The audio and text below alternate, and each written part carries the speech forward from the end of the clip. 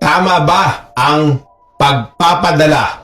Ito, age-old problem. Kay Tatay Digong sa ICC from Ghost Rock, KKK. Attorney Francis, ikaw yung opinionated dito. Well, tamang-tama because one, the Constitution says international law is part of the law of the land. Since 1987 pa yan. So, nung dumating si Senator Miriam Defensor Santiago, Juan Ponce Enrile, and many other legal luminaries, si Harry Roque, bago siya bumaliktad at nagpaka-DDS, they wanted and pushed for the ratification of the Rome Statute. And we ratified that. Ngayon, ang concern or problema ni Tatay Digong, he tried to evade his accountability under the Rome Statute.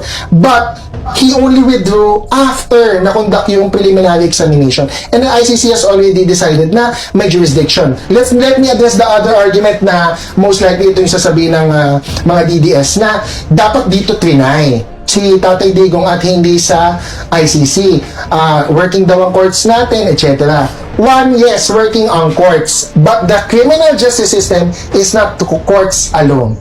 May 5 pillars yan, nasabi ko na yan kay Attorney Clint. And the first pillar of the criminal justice system is the police or yung nag-i-enforce ng batas. And nasabi na yan sa oral arguments ni Chel Jokno with the Supreme Court Justices na talaga yung mga police reports about homicide or extrajudicial killings, ang nakalagay doon, imbes na suspected murder or homicide or extrajudicial killing, ang nakalagay doon, died of pneumonia.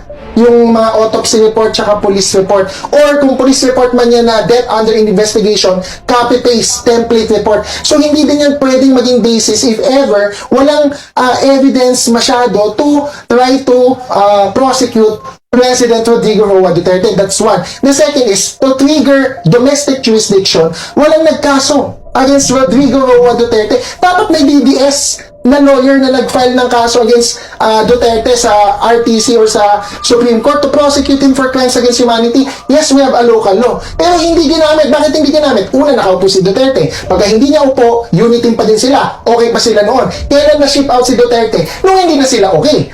So hindi na pwedeng maghabol ngayon yung mga DDS lawyers na magpa-file kami ng kaso, crimes against humanity. Wala na. Nag-take effect na yung jurisdiction ng ICC because the principle of complementarity doesn't say unwilling or unable lang. So, sinasabi, courts are working. Unable tayo. Yes, even if courts are working and we're able, may isa pang element, unwilling. If the state is unwilling to prosecute, the principle of complementarity kicks in. And so, domestic jurisdiction is not the only jurisdiction that matters. And by the way, kung i-research nyo po yan as international lawyers, jurisdiction on crimes against humanity is universal, meaning all states have an interest to prosecute crimes against humanity, and indisputably crime against humanity ang ginawa ni President Rodrigo Roa Duterte. So, tama ang pinadala siya sa ICC. Attorney Libayan, are you in favor of sending Tatay Digong to ICC? Dalawang punto yan. No? Kasi nga, unang-una, yung tama ba yung pagdala sa kanya doon? The process, o yung o dapat ba siyang dalhin doon? Let's touch on complementarity. Nakalimutan kasi yung sabihin ni Attorney Jesus Francis na itong ICC, this is a court of last resort. And if you will look back doon sa mga discussions noon, especially from the late Senator Miriam Defensor Santiago, being the first judge, Asian, di ba sila doon sa ICC noon, pinaliwanag niya yan noon dito sa Pilipinas. At sinabi niya na ang ICC, it is a court of last resort. Ibig sabihin, it must fail here first. Binanggit niya naman kung ano yung mga dahilan kung paano nag-fail, di ba, before you go there. Tapos, pag titignan mo rin yung, well, indirectly, I'm quoting our ombudsman, Boying Rimulya, sinabi niya noon na bakit natin siya dadalhin doon? Our courts here are working. Diba? Siya rin yung nagsabi nung gano'n noon. Well, unity pa noon eh. Then after that, iba na. Ngayon, yung principle of complementarity na yan, you have to exhaust first something here before it will kick in. Hindi yata na-initiate dito. Hindi nga na-initiate dito. Tapos ang problema pa dyan, yung sinasabi nga nila na walang ebidensya. Dito, So kung wala kang ebidensya dito, paano ako magkakaroon ng ebidensya doon? Diba? Parang kapag sinasabi mo na if you will be admitting na dito, sinabi nga niya Attorney Jesus Francis, di ba? Ang lumabas niya. Okay, so anong gagawin mo? Papalitan mo yun, ilalagay mo, ano? So that's fabrication of evidence. May question ako, hindi ba yung non-initiation sa Pilipinas is also evidence of failure? Kasi hindi mo initiate kasi Yun na naman yung ano dyan, yung magandang pag-usapan. Kasi nga, hindi naman na nakaupo si Digong. Di ba? Iba na yung administrasyon. Parang more than willing wala to na siyang, immunity prosecute. from suit. Then why will you not prosecute? Biblical nga yung nangyari, parang by repeating itself. Rejoinder, kasi Tapos, tapusin mo na meron yan. pa. I have 2 points eh. Yung isa pa, yung pagpapadala sa kanya, nasunod ba yung batas natin dito? I have no problem kapag dadalhin sila doon as long as nasunod yung due process. Meron dun sa Rome Statute, local courts. Dadalhin sa local courts. Alam naman natin lahat, tayo Hindi mga naman. lawyers. Tayo mga lawyers, we all know that foreign judgments, foreign issuance, foreign warrants of arrest, Kailangan. yung mga yan, they have to go through the courts to be verified Yes. para malaman kung ito ay totoo o hindi. Ang problema kasi dito, what's stopping the government now from going to my house, tapos sasabi niya, uy, may warrant ka ng ICC, let's go. Di ba? Tapos ang gagawin ko, sandali, hindi ko alam yan Hindi, meron ka. Tara, nasama ka na. Sasakay na ka. May good point last time si Attorney Francis. Sinabi niya, ba't tahimik daw ang Supreme Court? Hindi nag-issue ng TRO. Explain ko bago masagutin kasi sinabi ni Attorney King. Ang point ko nun is, kung totoo yung sinasabi mo na dapat dumaan sa judicial process, there was 12 hours or 10 hours for the Supreme Court to issue a TRO the day of the arrest, the day of being flown out and shipped out to the ICC. And yet, the Supreme Court did not issue a TRO. Until now. Hindi. More than 1 year. Ito nga yun. It's not whether or not they issued a TRO. It is whether or not the law was followed. Bakit ayaw mong sagutin? Sasagutin ko. Ito, bakit ayaw mong sagutin yung batas na yung mga papeles na galing sa isang foreign tribunal kailangan dumaan dito. Yung kasal nga bago divorce kailangan dumaan sa korte. 'Di ba? Para maputol lang yung kasal. Ngayon, if they will take you out the country, tapos magpapakita lang sila ng dokumento from you don't know where. Medyo unusual circumstance. First time na nangyari sa atin yun. Paano mo May sagot ako. ipapaliwanag nun na hindi mo Meron. dapat dalhin sa korte? Meron. Anong batas ang babaliin mo? Okay ka na, attorney, sa 2 points? Okay, Oh, go! hindi. Balikan ko muna bago ko sagutin yung immediate question, ano yung legal basis. One, sabi niya, kailangan i-exhaust daw muna ang local courts in terms of the jurisdiction, yung complementarity. That is not true. Again, na-meet yung unwilling or unable. We were unwilling. Walang kinaso kay Rodrigo Roa Duterte. Suggestion ko ngayon sa mga DDS lawyers kung ayaw nyung ma-ship out si Bato at si Bongo sa ICC, kailangan may magkaso ng kaso na criminal case of crime against humanity against Bato and Bongo para mag-kick in yung domestic jurisdiction, mawalan ng complementarity ang ICC. Free advice, ha? Yes! Sinabi ko yung Attorney Jimmy Bondo, sabi niya, nga no, we'll think about it. Sabi ng mga DDS lawyers na nakausap ko. I'm good friends naman with some DDS lawyers. Kasi co-host natin. Hello, Jimmy. So, unwilling or unable, it's not true. Yung exhaustion of local remedies, pang ibang issue yun. It doesn't apply dito sa ICC. Ngayon, punta tayo dun sa legal basis of why he was shipped out without court intervention. Tanungin din natin yun. Logically, kung talagang magaling ang Supreme Court, and the Supreme Court is the supreme interpreter of the law, at hindi sila nag-issue ng TRO because they can issue TROs. Mabilis nag-issue ng TRO pag the Supreme Court sees an irreparable injury na kailangan pigilan kagad kasi otherwise, hindi mo na nga mauwi si Tatay Digong. And yet, they did not issue a TRO. It's because we have an existing law, RA 9851. It is an act defining crimes against humanity and prosecuting the crime thereof, etc., etc. Doon po sa law na yon, may isang section doon that says, the Philippines may either surrender. So, meron po tayong bagong concept. Kailangan po kasi ang lawyers nagmamandatory continuing learning education. We have to update ourselves every time. So, surrendering is not the same sa extradition na kailangan dumaan muna sa local courts or an international warrant na dapat dumaan sa local courts. Surrender on the basis of crimes against humanity is a sui generis na type of procedure na the Supreme Court did not issue a TRO. Kasi sabi nga, oo nga, baka lang ha, wala pa kasi Supreme Court decision. But I'm saying, ang sagot sa tanong niya na anong legal basis, rhetorical question ako, ba't hindi nag-issue ang Supreme Court ng TRO? It might be because, it will probably be because may RA 9851, the concept of surrender. Ito, nakita nyo yung inimbento niya na naman, di ba? Wala siyang legal basis. Textually! Hindi, tignan mo. Brother, nasa batas Okay, yun. wait. Ikaw kasi, you don't answer the question. That's your problem. The question is, yung validity ng warrants of arrest. Yung mga papeles na galing sa abroad, na i-implement dito, yun yung pinag-uusapan. Ngayon, tumalong ka sa surrender. Anong process ng Sagutin ko surrender? rin yun. Sagutin ko rin yan. Tapos ngayon, iniiwasan mo yung dokumento. How will you prove that that particular document actually is authentic? It's true to itself. Okay. Diba? That's why you go to court. Ang sagot po kasi dyan, wala pa Anong po, legal basis mo? wala po tayong jurisprudence by the Supreme Court on RA 9851. And then, ang may kasalanan dito, dapat ang tinitira ni Attorney Libayan, dapat maglabas ng implementing rules and regulations, either ang Supreme Court in the enforcement of rights, nasa Constitution yan, to Kasalanan protect na rights. naman ng Supreme Or Court. hindi, or DOJ. Kasalanan ng Supreme Court na naman. May tama kami tatlo dito.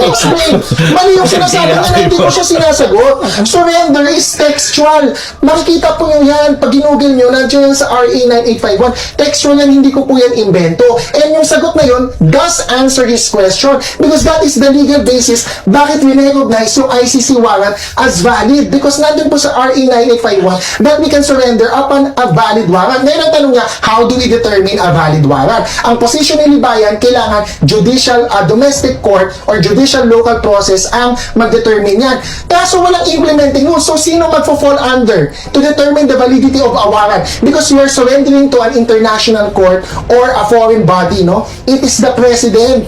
Why president? Wait lang, hindi pa ako tapos. Kasi meron kaming doctrine. Ang president is the chief architect of foreign relations. So meron siyang absolute plenipotentiary power to determine how to conduct foreign relations. It is not subject to grave abuse of discretion. Sinabi yan ng Supreme Court sa Vinuya versus Executive Secretary. Ang hirap i-pierce ng exercise of foreign powers or chief architect of foreign powers ni Presidente. Pag sinabi ni Presidente, oh, may warrant from an international court, it's not a state ha, iba po yung state, iba yung extradition. Let's not be confused here. Ang we're talking about nasa RA 9851, cooperation with an international tribunal, which is the ICC. And the surrender there is not determined by anyone else except the President unless you have implementing rules and regulations issued by the Supreme In Court other words, or the parang DOJ. isa makatuwid, tuwirin natin, Si BBM. napadala si Duterte sa Hague dahil kay BBM. Oo. Well, siya yung nagsasabi yan, di ba? Sa akin lang, Sige, last, and then we proceed with our Wala rin, wala. Courts yung ginagawa niya eh. Kasi nga, meron tayong batas. Bakit siya mag-iimbento ng kailangan? Dapat itong Supreme Court gumawa ng TRO, itong si President, siya yung nagpadala, siya yung ganito. Meron tayong batas, nakalagay doon na walang judicial notice. Ang foreign judgments, ang foreign warrants of arrest, foreign documents, walang judicial Has to be proven. That's it. Because hindi mo na kailangan mag-invento. Because we're lawyers, Tayong alam pa batas. lex specialis beats lex generalis. A special law beats a general law. Yung mga sinasabi niya, una walang ganon. Ang special law na applicable is yung RA 951. So may batas, agree ako sa kanya, but the batas empowers the executive to ship Duterte out. Thank you for the lively discussion. We're proceeding with the KKK. Attorney Francis, ikaw yung opinionated dito. Well, tamang-tama because one, the Constitution says international law is part of the law of the land. Since 1987 pa yan. So, nung dumating si Senator Ngayon Defensor Santiago, Juan Ponce Enrile, and many other legal luminaries, si Harry Roque, bago siya bumaliktad at nagpaka-DDS, they wanted and pushed for the ratification of the Rome Statute. And we ratified that. Ngayon, ang concern or problema ni Tatay Digong, he tried to evade his accountability under the Rome Statute. But he only withdrew after na-conduct yung preliminary examination. And the ICC has already decided na may jurisdiction. Let me address the other argument na most likely ito yung sasabihin ng mga DDS na dapat dito trinay si Tatay Digong at hindi sa ICC. Working daw ang courts natin, etc. One, yes, working on courts. But the criminal justice system is not to courts alone.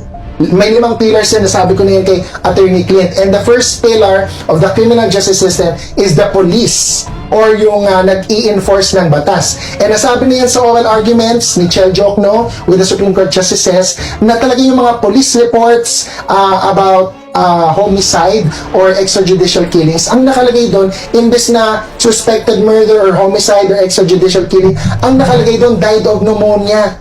Yung mga autopsy report tsaka police report. Or kung police report man yan na death under investigation, copy-paste, template report. So, hindi din yan pwedeng maging basis if ever walang evidence masyado to try to prosecute President Rodrigo Roa Duterte. That's one. The second is to trigger domestic jurisdiction. Walang nagkaso against Rodrigo Roa Duterte. Dapat may DDS na lawyer na nag-file ng kaso against Duterte sa RTC or sa Supreme Court to prosecute him for crimes against humanity. Yes, we have a local law. Pero hindi ginamit. Bakit hindi ginamit? Una, nakaupo si Duterte. Pagka hindi niya upo, unitin pa din sila. Okay pa sila noon. Kailan na-ship out si Duterte? Nung hindi na sila okay. So hindi na pwedeng maghabol ngayon yung mga DDS lawyers na mag-file kami ng kaso, crimes against humanity. Wala na. Nag-take effect na yung jurisdiction ng ICC because the principle of complementarity doesn't say unwilling or unable lang. So, sinasabi, courts are working. Unable tayo. Yes, even if courts are working and we're able, may isa pang element, unwilling. If the state is unwilling to prosecute, the principle of complementarity kicks in. And so, domestic jurisdiction is not the only jurisdiction that matters. And by the way, kung i-research nyo po yan as international lawyers, jurisdiction on crimes against humanity is universal, meaning all states have an interest to prosecute crimes against humanity, and indisputably, crime against humanity ang ginawa ni President Rodrigo Roa Duterte. So, tama ang pinadala siya sa ICC. Attorney Libayan, are you in favor of sending Tatay Digong to ICC? Dalawang punto yan, no? Kasi nga, unang-una, yung tama ba yung pagdala sa kanya doon, the process, o yung o dapat ba siyang dalhin doon? Let's touch on complementarity. Nakalimutan kasi yung sabihin ni Attorney Jesus Falsis na itong ICC, this is a court of last resort. And if you will look back doon sa mga discussions noon, especially from the late Senator Miriam Defensor Santiago, being the first judge, di ba sila doon sa ICC noon, pinaliwanag niya yan noon dito sa Pilipinas. At sinabi niya na ang ICC, it is a court of last resort. Ibig sabihin, it must fail here first. Binanggit niya naman kung ano yung mga dahilan kung paano nag-fail, di ba, before you go there. Tapos, pag titignan mo rin yung, well, indirectly, I'm quoting our ombudsman, Boying Rimulya, sinabi niya noon na bakit natin siya dadalhin doon? Our courts here are working. Diba? Siya rin yung nagsabi nung gano'n noon. Well, unity pa noon eh. Then after that, iba na. Ngayon, yung principle of complementarity na yan, you have to exhaust first something here before it will kick in. Hindi ata na-initiate dito. Hindi nga na-initiate dito. Tapos ang problema pa dyan, yung sinasabi nga nila na walang ebidensya dito. So kung wala kang ebidensya dito, paano ako magkakaroon ng ebidensya doon? Diba? Parang kapag sinasabi mo na if you will be admitting na dito, sinabi nga niya Attorney Jesus Falsis, di ba? Ang lumabas pneumonia. Okay, so anong gagawin mo? Papalitan mo yun, ilalagay mo, ano? So that's fabrication of evidence. May question ako, hindi ba yung non-initiation sa Pilipinas is also evidence of failure? Kasi hindi mo initiate kasi Yun na naman yung dyan, yung magandang pag-usapan. Kasi nga, hindi naman na nakaupo si Digong. Di ba? Iba na yung administrasyon. Parang more than willing Wala to na siyang immunity prosecute. from suit. Then why will you not prosecute? Biblical nga yung nangyari, parang by repeating itself. Rejoinder, kasi, tapusin mo na yan. I have 2 points eh. Yung isa pa, yung pagpapadala sa kanya, nasunod ba yung batas natin dito? I have no problem kapag dadalhin sila doon as long as nasunod yung due process. Meron dun sa Rome Statute, local courts. Dadalhin sa local courts. Alam naman natin lahat, tayo Hindi mga naman. lawyers. Tayo mga lawyers, we all know that foreign judgments, foreign issuance, foreign warrants of arrest, Kailangan. yung mga yan, they have to go through the courts to be verified Yes. para malaman kung ito ay totoo o hindi. Ang problema kasi dito, what's stopping the government now from going to my house? Tapos sasabi niya, uy, may warrant ka ng ICC, let's go. Di ba? Tapos ang gagawin ko, sandali, hindi ko alam yan ah. Hindi, meron ka. Tara, nasama ka na. Sasakay na ka May na. good point last time si Attorney Falsi. Sinabi niya, ba't tahimik daw ang Supreme Court? Hindi nag-issue ng TRO. Explain ko bago masagutin ha, kasi sinabi ni Attorney King. Ang point ko nun is, kung totoo yung sinasabi mo na dapat dumaan sa judicial process, there was 12 hours or 10 hours for the Supreme Court to issue a TRO the day of the arrest, the day of being flown out and shipped out to the ICC. And yet, the Supreme Court did not issue a TRO. Until now. Hindi. Kasi, More than 1 year. Ito nga yun. It's not whether or not they issued a TRO. It is whether or not the law was followed. Bakit ayaw mong sagutin? Sasagutin ko. Ito, bakit ayaw mong sagutin yung batas na yung mga papeles na galing sa isang foreign tribunal kailangan dumaan dito. Yung kasal nga bago divorce kailangan dumaan sa korte. 'Di ba? Para maputol lang yung kasal. Ngayon, if they will take you out the country, tapos magpapakita lang sila ng dokumento from you don't know where. Medyo Kasi- unusual circumstance. First time na nangyari sa atin yun. Paano mo May sagot ako. ipapaliwanag nun na hindi mo Meron. dapat dalhin sa korte? Meron. Anong batas ang babaliin mo? Oh, okay ka na, attorney, sa 2 points? Okay, Oh, go! hindi. Balikan ko muna bago ko sagutin yung immediate question, ano yung legal basis. One, sabi niya, kailangan i-exhaust daw muna ang local courts in terms of the jurisdiction, yung complementarity. That is not true. Again, na-meet yung unwilling or unable. We were unwilling. Walang kinaso kay Rodrigo Roa Duterte. Suggestion ko ngayon sa mga DDS lawyers kung ayaw nyung ma-ship out si Bato at si Bongo sa ICC, kailangan may magkaso ng kaso na criminal case of crime against humanity against Bato and Bongo para mag-kick in yung domestic jurisdiction, mawalan ng complementarity ang ICC. Free advice, ha? Yes! Sinabi ko yung Attorney Jimmy Bondo, sabi niya, nga no, we'll think about it. Sabi ng mga DDS lawyers na nakausap ko. I'm good friends naman with some DDS lawyers. Kasi co-host natin. Hello, Jimmy. So, unwilling or unable, it's not true. Yung exhaustion of local remedies, pang ibang issue yun. It doesn't apply dito sa ICC. Ngayon, punta tayo dun sa legal basis of why he was shipped out without court intervention. Tanungin din natin yun. Logically, kung talagang magaling ang Supreme Court, and the Supreme Court is the supreme interpreter of the law, at hindi sila nag-issue ng TRO because they can issue TROs. Mabilis nag-issue ng TRO pag the Supreme Court sees an irreparable injury na kailangan pigilan kagad kasi otherwise, hindi mo na nga mauwi si Tatay Digong. And yet, they did not issue a TRO. It's because we have an existing law, RA 9851. It is an act defining crimes against humanity and prosecuting the crime thereof, etc., etc. Doon po sa law na yon, may isang section doon that says, the Philippines may either surrender. So, meron po tayong bagong concept. Kailangan po kasi ang lawyers nagmamandatory continuing learning education. We have to update ourselves every time.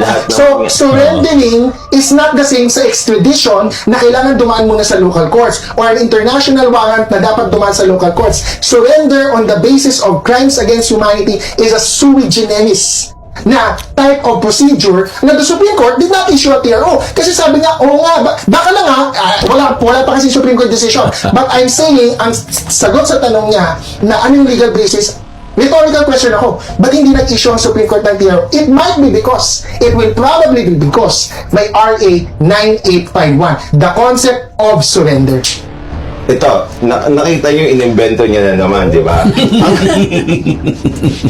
Nasa batas yun eh. Wala siyang legal basis. Textually, Hindi, tignan mo. Brother, nasa batas Okay, yun.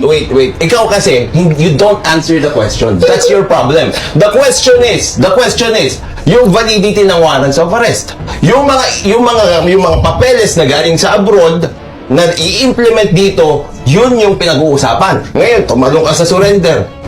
Anong process ng sagutin ko surrender? din yun. Sagutin ko din yan. Tapos ngayon, iniiwasan mo yung dokumento. How will you prove that that particular document actually is authentic? It's true to itself. Okay. Diba? That's why you go to court. Ang sagot po kasi dyan, wala pa Anong pong- legal basis mo? Wala po tayong jurisprudence by the Supreme Court on RA 9851. And then, ang may kasalanan dito, dapat ang tinitira ni Attorney Libayan, dapat maglabas ng implementing rules and regulations, either ang Supreme Court in the enforcement of rights, nasa Constitution yan, to Kasalanan protect na rights. naman ng Supreme Or Court. hindi, or DOJ. Kasalanan ng Supreme Court baka na naman. makuntara tayo. Kasalanan ng Supreme Court na naman. May tama kami tatlo Let me dito. explain.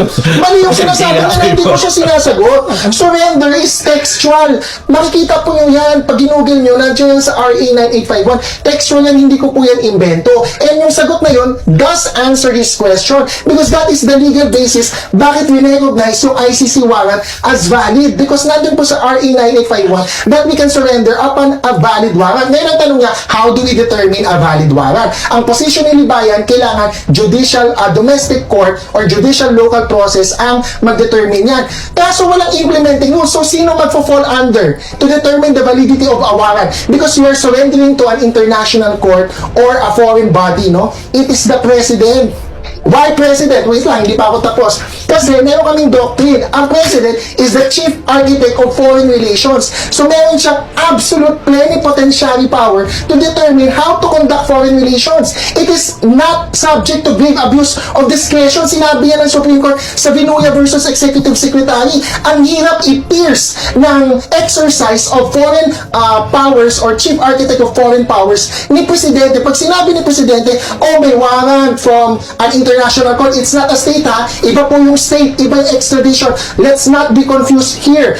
We're talking about nasa RA 9851, cooperation with an international tribunal, which is the ICC. And the surrender there is not determined by anyone else except the President unless you have implementing rules and regulations issued by the Supreme In Court other words, or the parang DOJ. isa makatuwid, tuwirin natin, Si BBM. napadala si Duterte sa Hague dahil kay BBM. Oo. Well, siya yung nagsasabi niyan, di ba? Sa akin lang, Sige, last, and then we proceed with our Wala rin, wala. Golden Coach yung Arinola. ginagawa niya eh. Kasi nga, meron tayong batas. Bakit siya mag-iimbento ng kailangan? Dapat itong Supreme Court gumawa ng TRO, itong si President, siya yung nagpadala, siya yung ganito. Meron tayong batas, nakalagay doon na walang judicial notice. Ang foreign judgments, ang foreign warrants of arrest, foreign documents, walang judicial Has to be proven. That's it. Because hindi mo na kailangan mag-invento. Because we're lawyers, Meron I tayong am saying batas. this. Lex specialis beats lex generalis. A special law beats a general law. Yung mga sinasabi niya, una walang ganon. Ang special law na applicable is yung RA 9851. So may batas, agree ako sa kanya, but the batas empowers the executive to ship Duterte out. Thank you for the lively discussion. We're proceeding with the